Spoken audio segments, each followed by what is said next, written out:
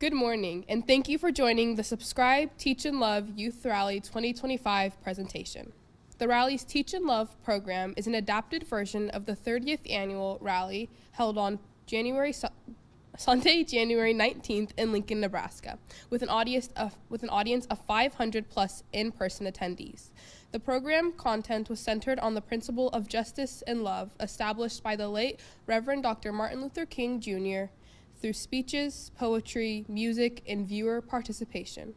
We look forward to taking you on a journey through subscribing to steps necessary to walk together with kindness and love.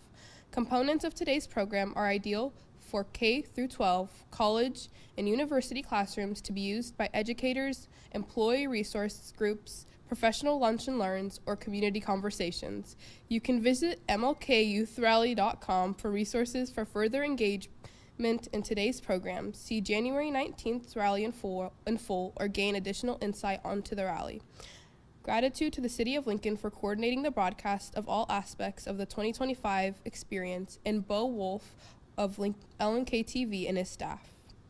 We want you to know you are out there. So subscribe to the rally post when and while you are watching. Your post may get you one of our commemorative 30th anniversary beanies.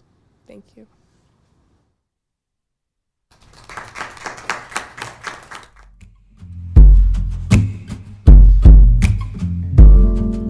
It will make an impact. The tools we need to change people's minds and to change people's hearts are our hearts. You and every single person. My purpose is to be a light to others. D stands for diversity in the deepest way. It's important to know how others feel. The world isn't just going to stay how it is. It will change every single time because of our personalities and how the people make up this world. Really, diversity, equity, and inclusion in every space that we enter. That's what we're really working towards. We're trying to make this world a better place than what it is now and what it used to be. There's still hope that our country won't always be going in this direction. There are people who believe in changing our country. I too am America. Changing Lincoln, Nebraska, and they're right here. What am I, like Dr. King did this, so many other people did this, because we can see her impact all around. I'm just next in line.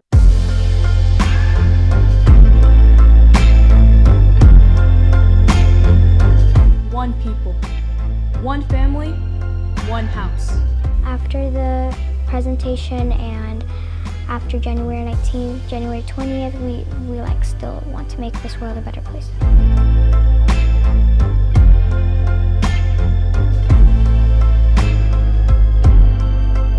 I have to touch you as a human being, not as a white person, not as a black person, not as anything else, just bones and blood. That's who I have to talk to you as.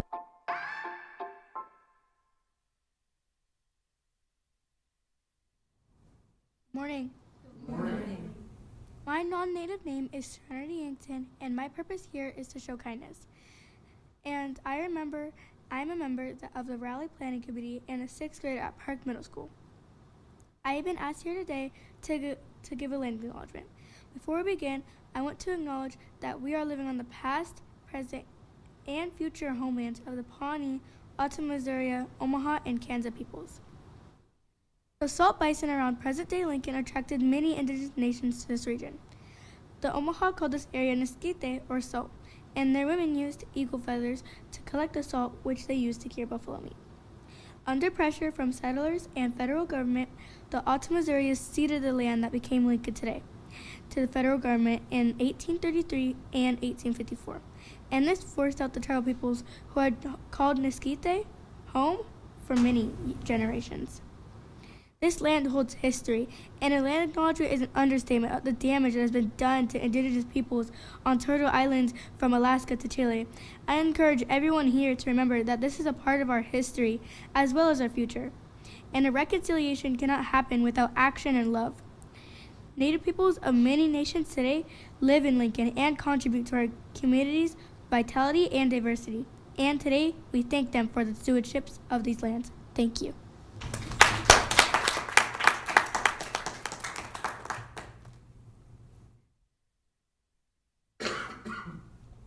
Good morning. Good morning. My name is Addison Olds, and I'm a member of the 30th Annual Reverend Dr. Martin Luther King Jr. Youth Rally and Planning Committee, and a scholar at Lincoln Southeast High School. Last year, committee member of Omaha Central's Jeremiah Jackson lifted us with these powerful words to end our rally. On this day, we fled the city as Bayard Rustin did that day in 1963 on the March on Washington. We will use our voice in the classrooms and at universities. We will flood the cities with love. For those who doubt, I demand, let us not kill an impulse before it's born. This room is filled with upstanders and co-conspirators from all grades, businesses, political affiliations, and states under one umbrella. You're here, you showed up, you're watching, so don't dream small. Showing up, I want you to think for a minute about what that means to show up. Maybe you didn't show up today because you were bored and had nothing else to do. You have shown up because you wanted to learn and keep pushing for a better tomorrow. I ask you to take something, anything, with you when you leave today. This year, I stand before you to continue that message and to use the words of Reverend Dr. Martin Luther King Jr., our rally's namesake. For King said, faith is taking the first step when you cannot see the entire staircase. Today, I propose committing to two things in the spirit of Reverend Dr. Martin Luther King Jr. Number one, show up for ourselves, and number two, show up for someone else. Today, I will show up and do one kind thing, one fun thing, and one step towards loving myself so that I have practice and I'm ready to show up and do one kind thing, one fun thing, and one supportive thing toward loving someone else tomorrow. Today, I will do one thing to remind myself that I am beloved. I will do one thing to remind others that they are beloved, and so, together, we will be a beloved community. Today, we are taking two steps towards turning Dr. King's vision of a beloved community into a reality. It is this that I will show up for. Thank you.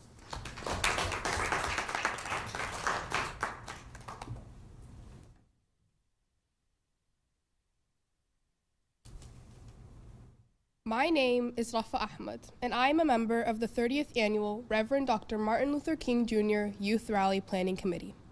I stand before you as a Black woman, as an immigrant, as a Muslim, and as someone who demands change. Because of that, I see myself in the late Dr. Leola Bullock. And while I did not have the pleasure of meeting Dr. Bullock, she is alive in me, all those who have met her, and everyone who her impact has touched. Dr. Bullock was an avid member of the Lincoln and Nebraska community. She was oftentimes described as the pulse in a room. Today, we don't have to just feel her, as we can see her impact all around. When I asked those who have met Dr. Bullock to describe her, I knew I was in for a show, as everyone had so much to say about her. Dr. Kirkland, who is not currently here, described Dr. Bullock as a voice of wisdom, a motivator, a bar lifter. As person after person spoke about Dr. Bullock, I felt more and more attached to not only her, but the rally itself. Dr. Bullock created the rally to give us as youth a space, a place where our wants and needs were heard and acted on. You and every single person in this room and those watching have a piece of Dr. Bullock in them and are a part of the pulse in the room and the ongoing purpose that brings us together annually to celebrate, challenge, and change the world for the better. Here in Lincoln, we have been provided a clear and powerful path. The steps you took to get to this room, to your seat, were a promise to us, to the future, and to yourself. It has been 30 years, youth like me and Rally alum Daniel Turner, Jaden Ferguson, and my sister, Reem Ahmed, have stood in front of the community and demanded change. We are not only the future, we are the now.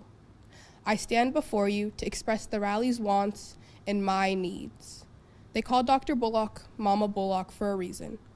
She was a mother to the community, and my mother, Haned Amin, has taught me to be strong-willed and stand up for what I believe in. Because of that, I cannot just stand here and let the hatred in our country seep any deeper.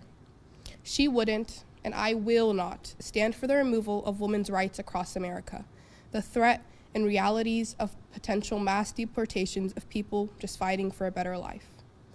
I am horrified to hear that we can see racism and erasing of DEI through legislation, policy changes, court challenges, new headlines, and my personal experiences.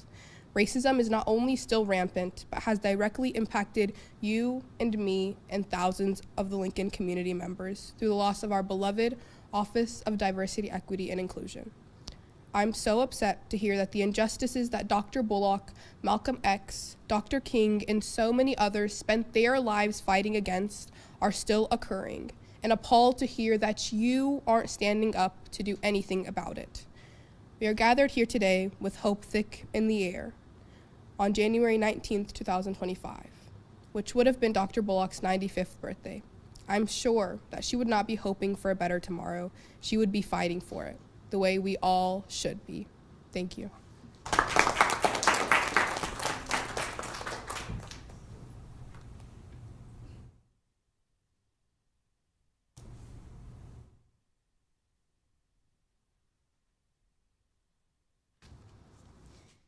Sarah Collins Rudolph was 12 years old on September 15, 1963, when dynamite planted by members of the Ku Klux Klan exploded just inches from where she and 4 other young black girls were congregating in the basement at 16th Street Baptist Church in Birmingham, Alabama. The blast left her blind in her right eye, but killed her sister, Addie Mae Collins, and their friends, Carol Robertson, Cynthia Wesley, and Denise McNair, all of whom were just 14 at the time. I called, "Addie, Addie, Addie." She didn't answer, said Collins Rudolph. I didn't know what had happened. I just wondered why people would put a bomb in the church and kill innocent people. We came in the church to praise God. On Monday, September 16, 1963, a young Alabama lawyer named Charles Morgan Jr., a Southerner by heart and heritage, stood up at a lunch meeting of the Birmingham Young Men's Business Club at the heart of the city's white establishment. Lucas Colon, a planning committee member and 6th grade scholar at Goodrich Middle School, will share an excerpt of Morgan's words and challenge us to consider how to subscribe and walk together to honor their lost lives and legacy.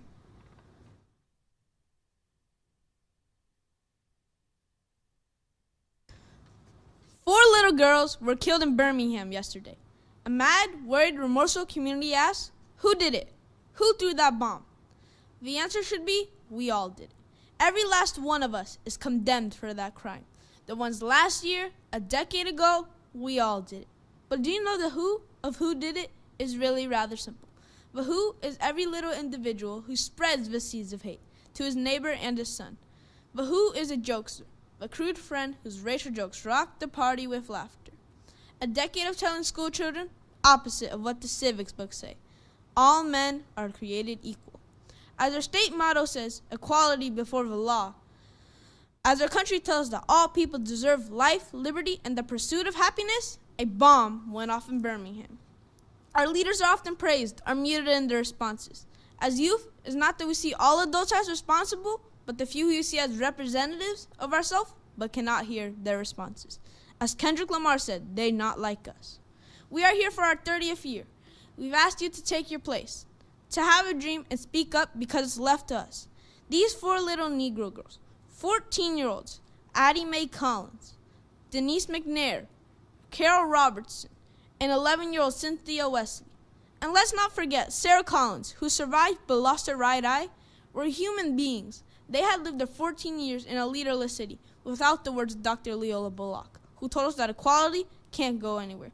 Where my story, the one of Lucas, goes beyond this evening's newscast and the morning edition, on reflection on how inspiring I am, but excludes me, as it did these 4 little girls, from the newspaper obituary columns. And again, who is really guilty? Each of us.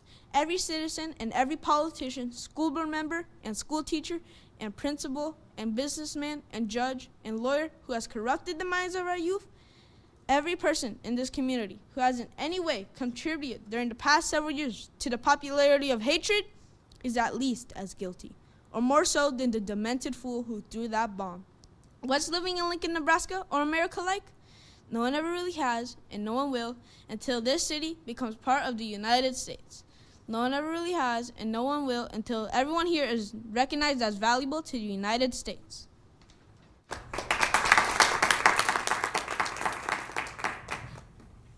Thank you, Lucas. And thank you to all who are tuning in and subscribing to today's Youth Rally program. We have viewers from across the state, in classrooms, and over lunch breaks subscribing to the mission. Special shout out to Gabe, Monty, and Bryan College of Health Sciences, who are with us online. Anyone joining us today can engage in further conversation using lesson plans and discussion guides found online at mlkyouthRally.com.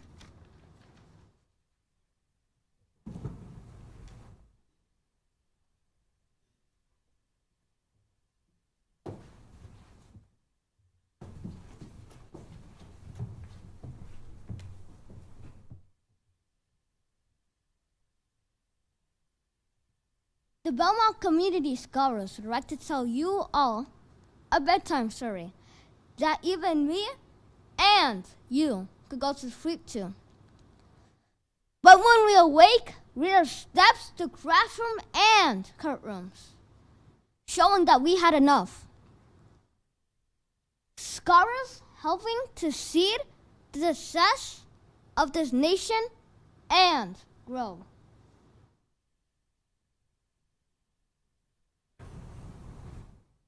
Wake up all the teachers, time to teach a new way. Maybe then they'll listen to what you have to say. 'Cause they're the ones who's coming up and the word is in their hands. When you teach their children, teach them the very best you can. Our story starts with James Bevel, a member of the Southern Christian Leadership Conference, or SCLC, who in 1963 came up with an idea, as did Dr. Leola Bullock in 1995, to include school-age children to lead steps and be storytellers through positive youth action to walk together. Good morning, good morning, good morning, scholars. My name is James Bevel, Direct Action and Nonviolent Education for the Southern Christian Leadership Conference. Hold on, Mr. James Bevel. Let me introduce myself to the crowd. I'm Dr. Leola Bullock, a member of Concerned Citizens for the Truth in Education, a group that has pointed out racial bias in textbooks, literature, and teaching methods in schools. Scholars, most adults, felt that segregation, racism, inequities were permanent. That it was just that way, a permanent system. People's homes and churches had been bombed. People had been lynched and killed. And there are few processes by which you can gain redress to your grievances. We have to be honest. Some of our adults have a condition that they are tired. No one has the power to oppress you if you don't cooperate. If you say you're oppressed, you're also acknowledging that you're in league with the oppressor. Now it's your responsibility to break league with the oppressor. Young people, come forward and stand up and speak out. Kobe Amada, in a book illustrated by Mae Beatson, asked, "What do you do with an idea, especially if it's different, daring, or just a little bit wild? Do you hide it? Do you pretend it's not yours? You do what William Lucy did when 2 sanitation workers were killed by a malfunctioning garbage truck in Memphis, Tennessee, 1968. I knew I needed some glue to hold this thing together. I worked with a local pastor, Malcolm Blackburn, to create a slogan small enough to fit on a placard, but powerful enough to unite the city. We came up with a sign that simply said in 4 words, I am a man. I am a man. Something started in me, but it wasn't just me. It was us, too. But even that wasn't enough to make them all listen. But, just to tell you, it wasn't just the Surrey of Birmingham, some of the South, Lincoln, Omaha, or even down the street in Wichita, Kansas. My story included that we organized a protest against this segregational policy.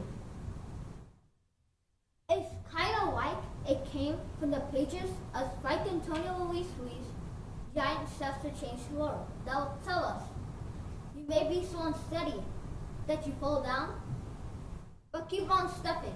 Your might and courage will be the foundation that impacts us all. But sometimes, the story is about you.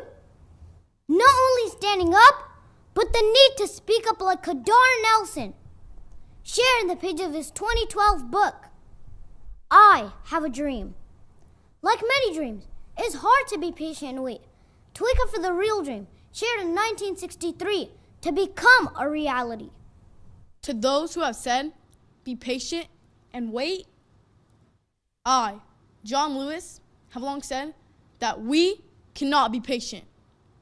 We do not want our freedom gradually, but we want our freedom now. We are tired. We are tired of being beaten by policemen. We are tired of being thrown in jail over and over again. And then we holler, be patient. How long can we be patient? We want our freedom, and we want it now. We do not want to go to jail, but we will go to jail if this is the price we must pay for love, brotherhood, and true peace. Sometimes stories and poems move us to walk together. Those like Amanda Gorman, who challenge us not to do it again, but to be the change that sings. We will not march back to what was, but move to what shall be. A country that is bruised but whole, benevolent but bold, fierce and free. We will not be turned around or interrupted by intimidation, because we know our actions and inertia will be the inheritance of our next generation. But sometimes, it's not the words alone, but being able to hear change humming in its loudest, proudest song, and not fearing change coming, but singing along. We shall overcome. We shall overcome. We shall overcome someday. Oh, deep in my heart, I do believe we shall overcome someday. Songs encourage me to stand up and speak up. Go out and tell your story. Let it echo far and wide. Make them hear you. Make them hear you. How justice was our battle, and how justice was denied. Make them hear you. Make them hear you. Past books and those stories told to me are the reality of a much larger story. But in each version, the seeds of a revolution were sown. Now, nearly 200 years after the signing of the Declaration of Independence, the time has come for this nation to fulfill its promise, and founded on the belief that all men, but wait, we gotta get this story right. All men and women and non-binary, but just people, are created equal. And the job I might want, being the president, is a black job. Extra, extra. Power of the best is love. Extra, extra. Power of the best is love. Extra, extra. Power of the best is love. One of the greatest poems of history is that the concepts of love and power have usually been contrasted as opposites, polar opposites, so that love is identified with the resignation to power and power with the denial of love. You know what? We gotta get this thing right. What is needed is a realization that power without love is reckless and abusive, and love without power is sentimental and anemic. Standing up for justice can get lonely. Justice for me was lonely that day. For me, Elizabeth Eckford, a 14-year-old who was a part of the 9 black members to desegregate from Little Rock Central High School in 1957.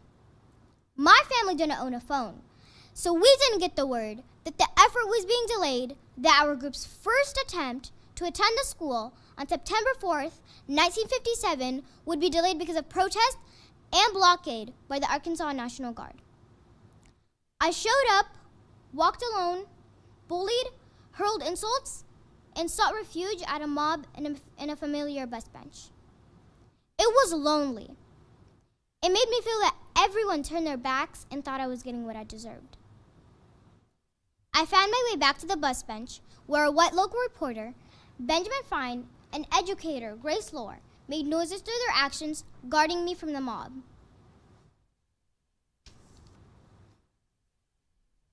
Because justice. Who would have thought that justice can be slow? But the words, stories, and pictures of Preet Bharara's book, Justice Is, serves as a guide for young and some of y'all older folks to seekers. So, I say to you this morning that if you've never found something so dear and so precious to you that you would die for it, then you aren't fit to live. You died when you refused to stand up for the truth. You died when you refused to stand up for justice. Because justice is responsibility, kindness, showing care for others, and love. I too am America.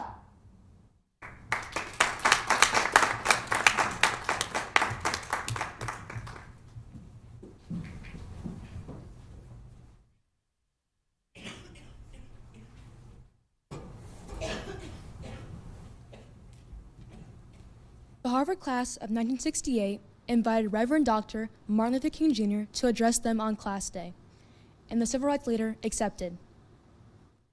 King was assassinated April 4th, 1968. 2 months later, the civil rights leader's widow delivered the 1968 class day speech. Like today, but in Harvard Sanders Theater, Coretta Scott King spoke to the need for younger generations to hold high the banner of freedom. Brooklyn Dyson, a planning committee member and an 8th grade scholar at Irving Middle School, provides an adaptation of Mrs. King's words to stop dismissing the words of women and that of our youngest voices.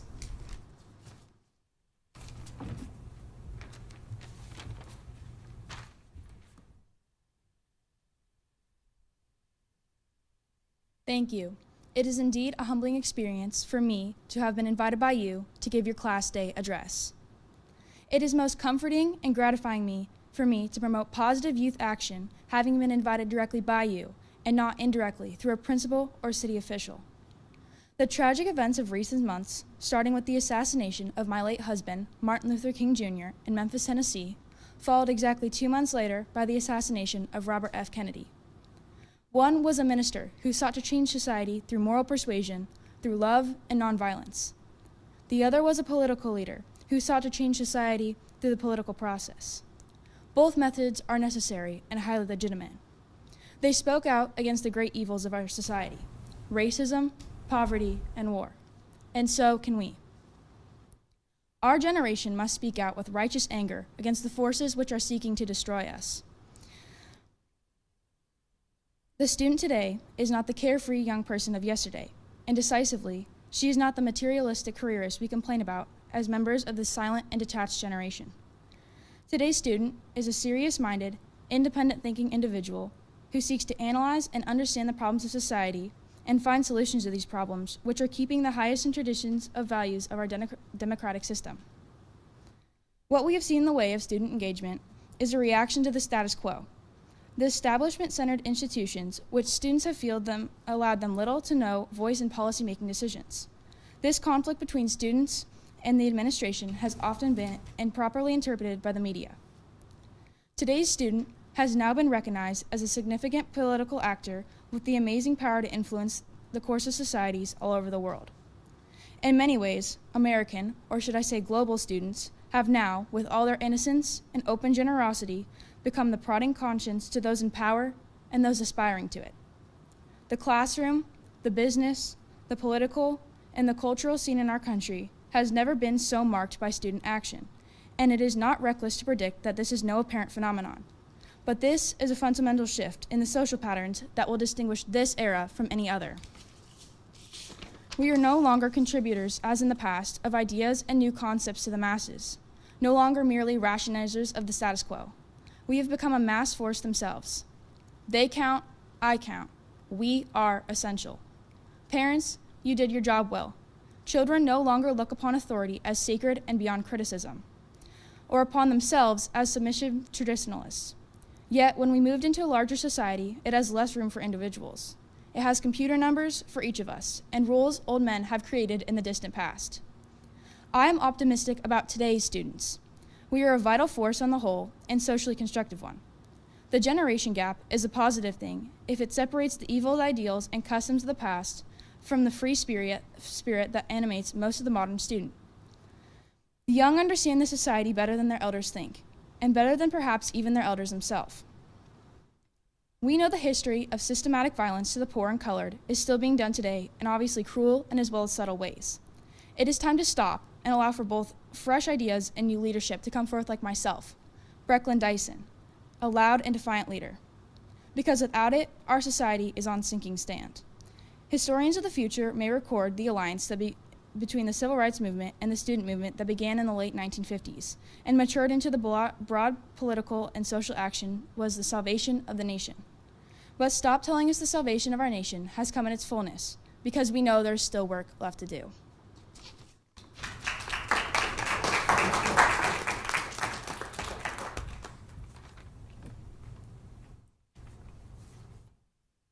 Good morning. Good morning. Damon Hicks, a two-time award-winning author, father, and entrepreneur, once asked the question I'm going to ask of you all today. I want everybody in the room and those watching to raise your hand. Now, raise it as high as you possibly can. Now, I want you to ask yourself this question. Why didn't I raise it as high as I could the first time? When the time comes for change, we don't fully extend out our hand to help. We doubt our abilities and restrict the endless possibilities. We must learn that quiet isn't always peace, and the norms and motions of just isn't always just is. The unrealistic laws and regulations are just forms of useless intimidation. Evoked and angered, we become distant strangers, unaware that the public and the planet all share the same name. Equality, not meaning we are built the exact same, meaning we all have the same aim. You think our message like kings is gonna die soon? No, we'll sing a lovely tune to the sound of freedom and rejoice at the mountaintop. Because we will get to the mountaintop, and our trials and tribulations will just be a part of the backdrop. In life, we are often faced at a crossroads where our actions can shape our future. By creating a world where equity, justice, and love are not just ideals, but reality. Where every act of civility builds a bridge connecting our morals and values. Like a ripple effect, we can transform our lives to form a society that we choose. We can say that as long as we have humanity, we have an eternity of hope. This mission is not too hard to win. Our movement is too large to lose.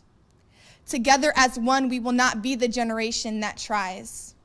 Together, we will be the generation that triumphs. Thank you.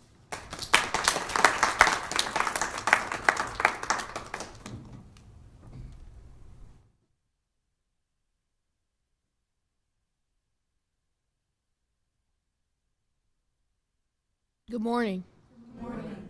My name is Tayshawn Patterson. I am a member of the Reverend Dr. Martin Luther King Jr. Youth Rally Planning Committee and a 7th grade scholar at School Middle School. Good morning. Good morning. My name is Kason All-Green. I am a member of the Reverend Dr. Martin Luther King Jr. Youth Rally Planning Committee and a 5th grade scholar at Arnold Elementary. In 2003, the late Honorable John Lewis came to Lincoln, Nebraska, and during a stay held a town hall with youth, many of whom were part of that year's planning committee. Rally Planning Committee member Maria Moreno asked, Did you ever have doubts about what you were doing and whether or not it was making an impact? His response, I never had any doubt or doubted for one moment. I felt it was the right thing to do, and somehow I was convinced at the very beginning we would succeed. We used to do a song. We did. We shall overcome. And part of that song is God on our side.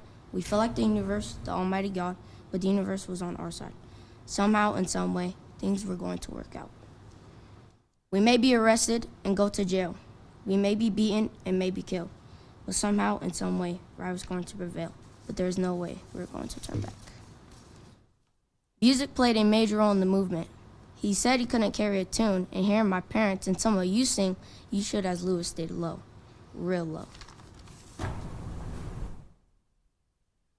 People like my grandpa and grandma, Bobby and Valerie Patterson, they marched. My grandma marched from the playground to the courthouse in Greenwood, Mississippi. My grandpa marched 4 miles and from Drew to Rouville, Mississippi. They sang most of the way. Music connected with people. It gave them power and comfort. Without music, the civil rights movement would have been a bird without wings. I could just imagine being alongside my grandpa and grandma, Mr. Bill Bryant and Linda Lord, who was 14 and a half years old when she participated in a 3-day march from the Selma to Montgomery in 1965. I can imagine there would be another song we would sing. Amen, amen, and there would be another song we would sing.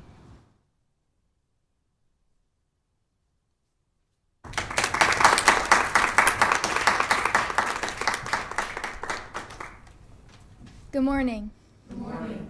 My name is Emma Brown, and I stand here today offering a proclamation in honor of the 30th anniversary of the Reverend Dr. Martin Luther King Jr. Youth Rally, to celebrate the contributions of the past, current, and future Planning Committee members, subscribing to the beloved community, a global vision in which all people can share in the wealth of the earth. Whereas, since 1995, the annual Reverend Dr. Martin Luther King Jr. Youth Rally, founded by the late Dr. Leola Bullock, has provided a platform for youth voice to guide our steps as we walk together in equity, justice, kindness, civility, hope, and love. Whereas, the rally has gone beyond Lincoln, Nebraska to create an opportunity for meaningful conversations, stronger community connections, and growing cooperation as we develop a more inclusive future. Whereas, the rally has advanced the life and dreams of Reverend Dr. Martin Luther King Jr. and Dr. Leola Bullock by promoting positive youth action to give young people a foundation to have their voice heard and create lasting memories. Whereas, the rally encourages educators to take steps towards creating more inclusive and equitable learning environments, where students are encouraged to think critically, question the status quo, and become active agents of change.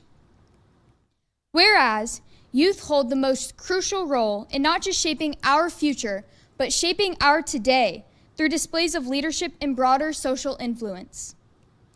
Whereas, every year, for 30 years, on the third Monday in January, the country honors a clergyman, activist, and civil rights movement leader with individuals of all ages, all races, all backgrounds, and all identities, to say that equality for all is a dream worth fighting for still today. Therefore be it resolved that sometimes the king is Martin, and sometimes the king is a woman named Leola, who marched in these streets promoting positive youth action for this city, for this country, for this world, for me, for you, for all of us. Be it resolved, as a community of exceptional and powerful individuals, we have, for 30 years before and 30 years to come, rallied as one and subscribed to the cause of the Reverend Dr. Martin Luther King Jr. Youth Rally.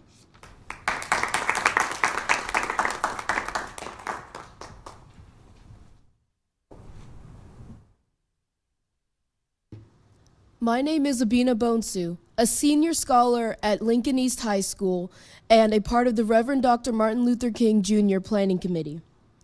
We all know about the ABCs, right? Yeah.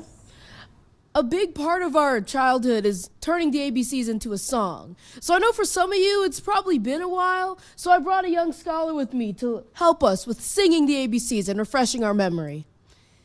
A, B, C, D, E, F, G, H, I, J, K, L, M, N, O, P, Q, R, S, T, U, V, W, X, Y, and Z.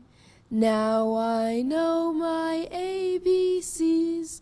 Next time, won't you sing with me? Okay, that was beautiful. Now I'm going to ask you to take a moment to think of your favorite letter. Grab it and hold it close to you. Like you, I have favorites, so I'm going to talk about a couple of my favorite letters today. One of my favorite letters is D. D stands for many things, but for me, here, today, and in my daily life, D stands for diversity in the deepest way possible. D stands for my dad, Frank Bonsu, who is a determined, dynamic, and devoted Ghanaian man who I will always look up to. Being an immigrant, my dad has spent the past 23 years of his life diversifying every space that he enters and being a champion of the Ghanaian culture. You know, D also stands for donuts. I especially like glazed donuts. But notice how even if you have a box full of glazed donuts, they will not all be the same. I hope that helps you realize that even in something as small as donuts, there is diversity. Webster's dictionary defines diversity as the condition of having or being composed of differing elements. Now that's a very dense definition. But to me, diversity means so much more. It means a difference, the one that I will make, just like Ruby Bridges did, who at age 6 was one of the first black girls to desegregate schools in New Orleans. She is proof that differences can happen in diverse ways at any age. Diversity can make a difference, and we all must be dedicated and determined to make that difference as Bridges did and as I will. Now, there is no way that you thought I only have one favorite letter. Another one of my favorite letters is E. E stands for equity. Equity and equality are not the same thing. Equality means giving everyone the same thing regardless of where they're at. But equity means recognizing that we do not all start from the same place and must acknowledge and make adjustments to imbalances and inequities. For the longest time, I thought what we needed most was equality, which, don't get me wrong, we do need, but more so, we need equity. When thinking of equity, we all ended at the same space but came over on different boats. E also stands for the eloquence I need to articulate my black excellence to you, the black girl magic that is standing before you right now. E stands for East High School, the school I will be getting my diploma from this spring. If it weren't for the staff and opportunities at East High School, I would probably not be standing in front of you today. E stands for my speech coach, yearbook advisor, and teacher, Elle Bartz. As an advocate for equity, she has completely changed my life.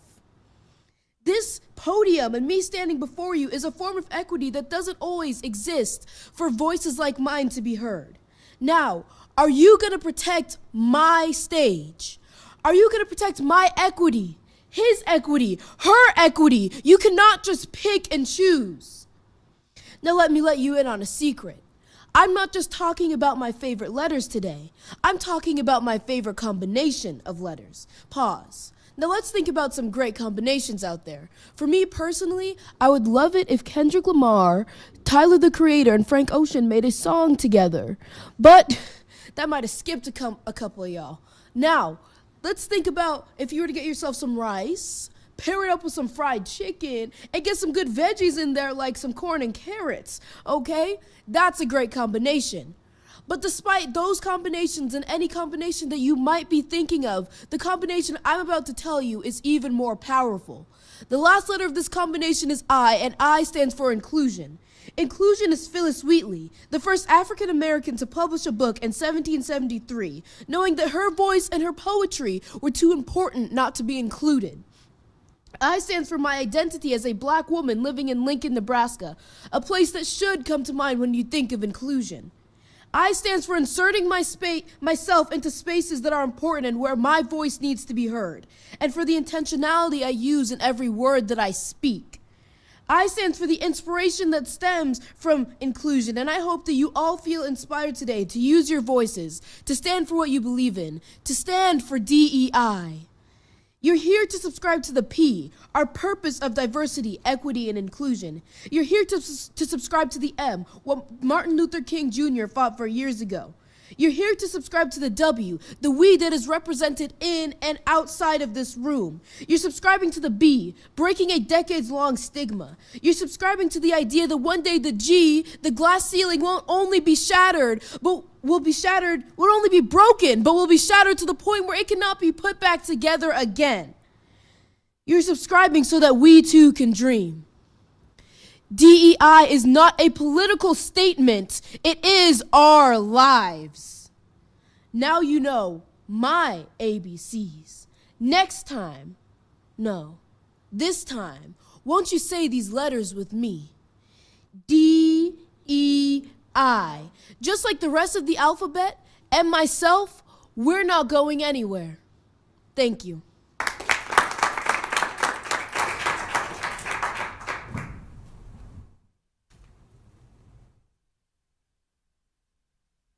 Good morning. Good morning. I am standing on the shoulders of the ones who came before me. I am stronger for their courage. I am wiser for their words. I am lifted by their longing for a fair and a brighter future. I am grateful for their vision, for their toiling on this earth. These words are from Standing on the Shoulders by Joyce Rouse, aka Earth Mama. It is on the shoulders of the rally's founder, Dr. Lola Bullock, who saw just how important and impactful it was for youth to take a stand. So in 1994, she encouraged youth, like us, to not only speak up about injustices they saw happening in the world, but to push to see equality. It is on the shoulders of the rally's inspiration, Reverend Dr. Martin Luther King Jr., who said that, number one, your life's blueprint should be a deep belief in your own dignity, your worth, your own somebodyness. It is on the shoulders of Lincoln's first black city attorney, Mr. Johann C. Christie, who at our age took to the steps of the city and county building and recited the words of Reverend Dr. Martin Luther King Jr.'s I Have a Dream.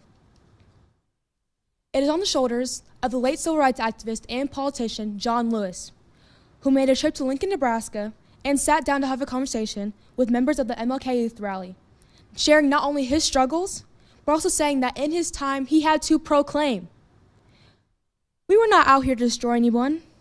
We were out here to build a sense of community. We spoke a great deal about being one people, one family, one house. It is on the shoulders of my mom, soon to be Dr. Brittany Hodges-Volkovac, who's the Director of Diversity, Equity, and Inclusion at LPS. She continues to ensure all students have equal access and opportunity for education. My mother took me to my first rally as a young child. I remember marching in the streets of Lincoln, cold next to my committee members, shouting, I am somebody, not knowing that I would be that somebody, standing here at this podium today.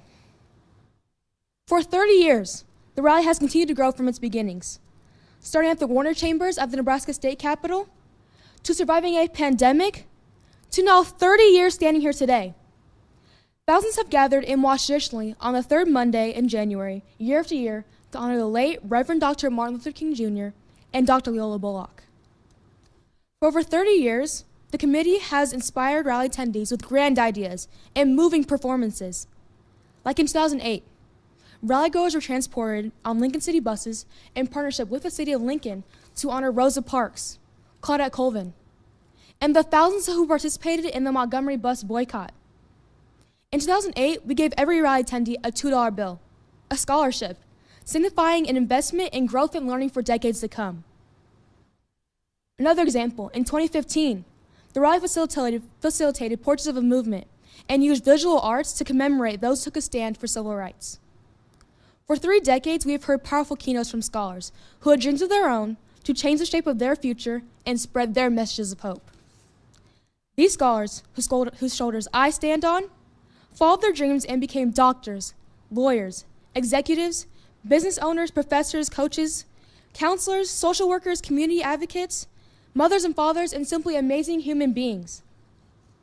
Good morning, everyone.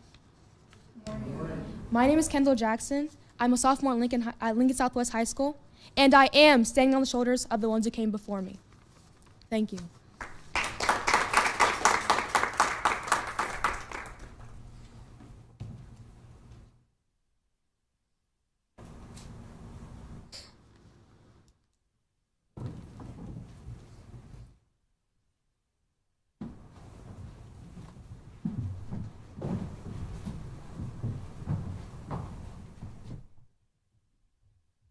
Dr. Martin Luther King Jr. said, "There is no sound as powerful as the sound of the marching feet of a determined people."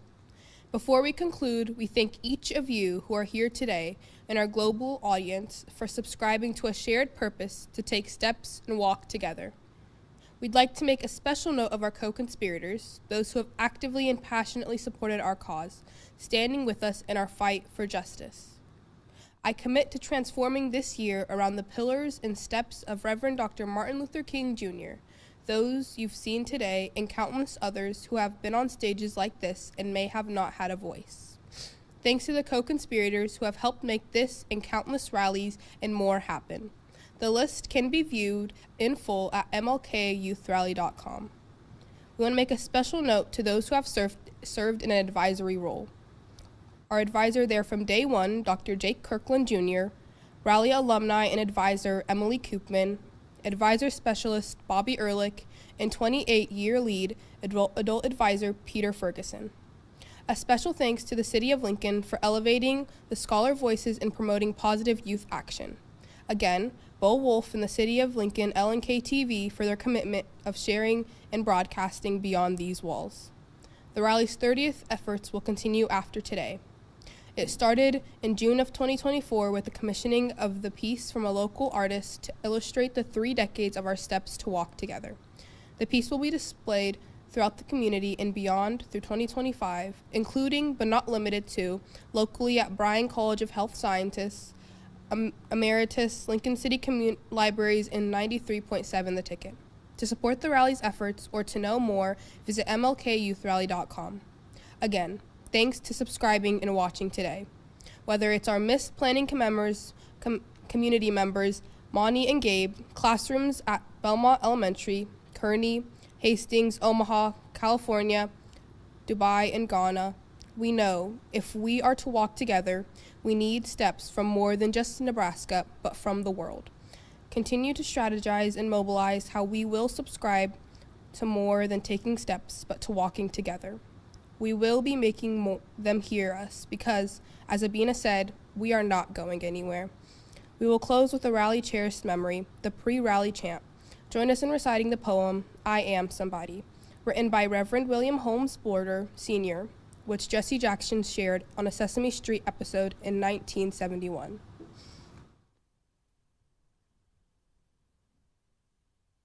I am somebody. I am somebody. I may be poor, but I am somebody. I may be young, but I am somebody. I may be some assistance, but I am somebody. I may be small, but I am somebody. I may have made mistakes, but I am somebody. My clothes are different, my face is different, my hair is different, but I am somebody.